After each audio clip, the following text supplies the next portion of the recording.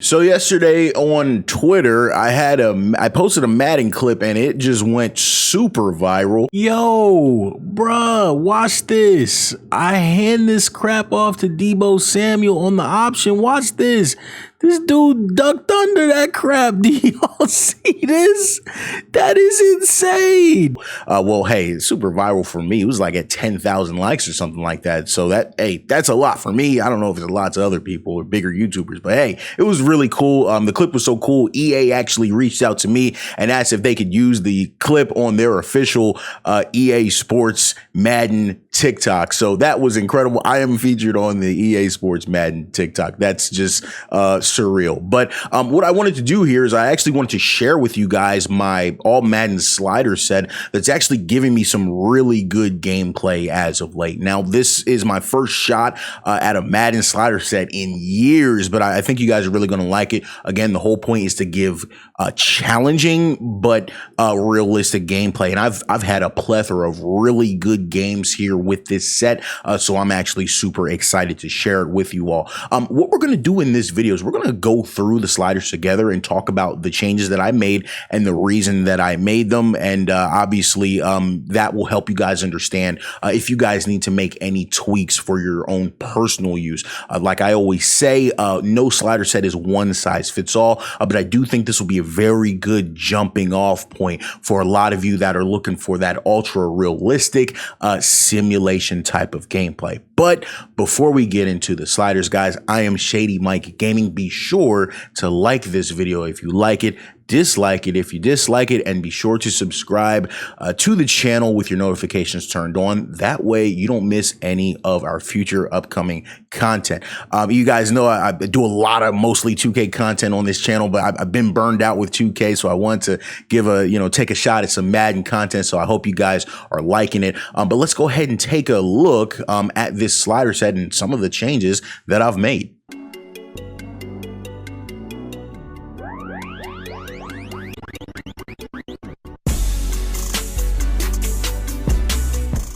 All right, guys, so taking a look at the sliders, I'm going to go ahead and go through the franchise sliders as well. I actually do play more play now than franchise, but obviously they work for the same, and I'll share the settings that I do use with franchise mode as well. One thing that you do want to make sure that you do change, I personally do turn off the progressive fatigue. I don't know how it works this year. I know there were issues with it last year, so I don't really like the concept of progressive fatigue in a video game. I don't know. I just turn it off regardless. So I'll make sure I slide through here really quick. For the minimum roster size, the default is 46, but I put it at 53. I don't think any NFL teams don't carry 53-man rosters. There's a difference in how many guys they dress, but they always have 53 guys. So roster spots are very, valuable in the NFL. So I put that at 53. One thing I also turn off is development trait regression. I don't know. I don't want my guys losing their crap. Like, I was really annoyed. Like, for me, Darius Slay lost his X factor like in year one of my franchise. I don't like that. It's just because he turned like 31. I don't like that. So I turn that off. So let's talk about all the other stuff. Clock management. We're playing 15-minute quarters. We use the accelerated clock that runs down to 12 seconds.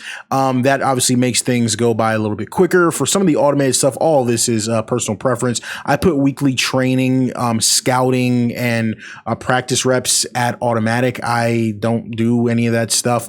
I also put the auto progress players and talents on, but I like fill roster to be, I like to do that myself. I want to know what guys I'm signing or being signed to my team. So let's go ahead and take a look at some of the other gameplay related sliders here. We'll give that a second. I will go ahead and scroll through, and I'll make sure these are listed in the description as well.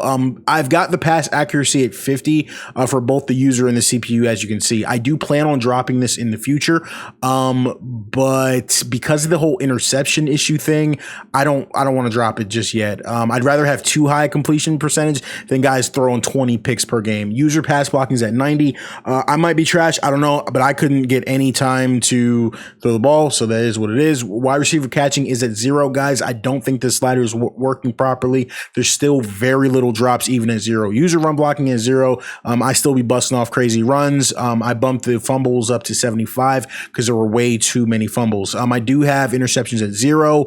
Doesn't seem to be working. Still too many picks. User tackling is at 1. That is not an error. It just gives the CPU a chance to have a half decent run game. Over to the CPU sliders. Quarterback accuracy, again, 50. I would like to drop that in the future, but I'm just not ready to do that just yet. Their pass blocking is at 50. This can be, I'm keeping an eye on this because I actually use your defensive line and I was doing work, so that might be raised. Some people are struggling, so I'm not sure, but we'll keep an eye on it. I really like it where it's at right now. CPU catching slider is also at 0. Their run blocking is at 100, and their interceptions are at 0 as well. So, you know, all of that stuff. The only issue I'm really working on right now is like just there's a lot of interceptions and the slider is not working. So we're going to need to wait for EA to patch that and make the game better. It's a huge complaint across the community right now. I'm not the only one. Field goal powers at 60, guys. Do not abuse this. If you don't put it at 60, the CPU misses basically any field goal over 50 yards. So don't be out there kicking 65-yard field goals. Only attempt field goals that you know would be realistic. Punt power, same thing. The CPU just sucks at kicking, so I just really, you know, kind of beef it up just a little bit. I got injuries at 10, might be a little low. We might have to raise it, but I've got it at 10. And I've got the fatigue at 70. That also might be low. I'm not seeing guys sub out as much as I would. That might be raised in the future. Threshold is at 0. That's a non-negotiable for me. Some people like it higher. Don't really care about that. You know, everybody's got their opinion, but that's just giving me the best gameplay. 0 threshold is a no-brainer for me. All of the penalty sliders are at 95. I've got roughing the passer at 50 though, because that one's very sensitive. But yeah, all of the sliders are at 95. I am seeing some penalties, so that's nice, but we're still not seeing anywhere near enough. The only other setting that I could think to tell you all to change, and let's see if we can find that in game options. The coin toss, make sure you put this to receive and then against win. The reason is if you put it to kick, you always kick. If you put it to receive, the actual coin toss happens, so there's a chance that you could be receiving or kicking. I don't know. I personally like the variety there to not know if I'm going to start the game with the ball or not. If you put it at kick, you'll always start without the ball because the CPU for some reason always chooses to receive. For the skill-based passing, I have it on placement. I have passing slowdown off. I have the reticle on near. I've got the speed at 10. I was playing with this at 20, but I dropped it down a little bit. So you can raise this if you need to raise it if it's too slow. The game moves fast, so sometimes you do feel like you gotta raise some stuff. I've got reticle visibility at visible and then the meter visibility at hidden. That and all of the gameplay helpers, defensive switch, heat seeker, I have all of that turned on. But double check this because sometimes when you get in the game, these settings like reset to like the default values and all this is turned off once you get in the game. So make sure you're double and triple checking once you get into your game that these settings are still where you put them. And guys, one other thing I want to include with this slider set before I forget is the coaching adjustments. This is a lot like what we do in the NBA 2K space. You got to make coaching adjustments. So I really, on the offensive side, I like to put my deep pass catching to aggressive. That makes your guys really attack and chase the ball. Now for intermediate pass catching, you can keep this at a balance. I personally like conservative. Guys will, you know, do animations where they catch the ball and go to the ground. They're a lot more secure in their passing. Because there aren't really any drops in the game anyway, you don't have to do this, but for me, it kind of just adds to the immersion and things of that nature. I don't do anything with the blocking and ball carrying. I keep both of those at balance default. So let's go ahead and switch over and take a look at what we're going to do for the defensive end. All right, and on the defensive end, let's go ahead and take a look at some of the settings that I personally like to change. Number one, for the auto alignment, I like to change this to man. This makes sure your defensive back is always near the guy that he's actually supposed to be covering. For ball in the air defense, I like switching this to SWAT ball. Your guys will still go for interceptions, but guys I just felt like my defenders were a lot more aggressive in trying to, actually make plays on the ball.